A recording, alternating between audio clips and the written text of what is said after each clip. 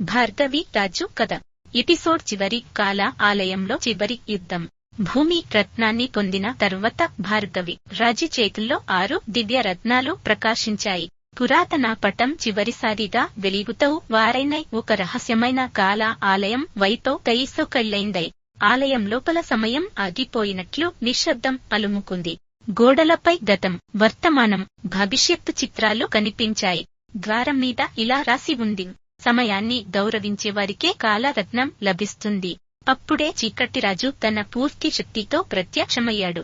ఈ చివరి రత్నం నాకు దక్కితే ప్రపంచమంతా శాశ్వత చీకటిలో మునిగిపోతుంది అని గర్జించాడు.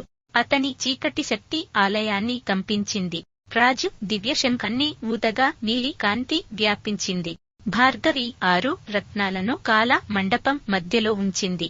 వెంటనే 7వ కాలరత్నం బంగారు వెలుగుతో ప్రత్యక్షమైంది. చీకటిరాజు దానిని అందుకునేలోపే భార్గవి 7వ రత్నాన్ని చేతిలోకి తీసుకుంది. 7 దివ్య రత్నాలు ఒకేసారి ప్రకాశించి ఆకాశాన్ని తాకే మహాకాంతి స్తంభాన్ని సృష్టించాయి. ఆ కాంతిలో చీకటిరాజు శక్తి క్రమంగా కరిగిపోయింది. నిజాయితీ, ధైర్యం, దయ ఎప్పటికీ చీకటిని ఓడిస్తాయి అని చెప్పి అతను వెలుగులో కలిసిపోయాడు.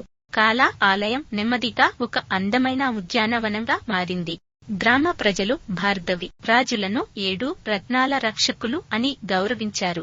దివ్య రత్నాలు ఆకాశంలో 7 నక్షత్రాలుగా మారి ప్రపంచాన్ని కాపాడే వెలుగులుగా నిలిచాయి. శుభం.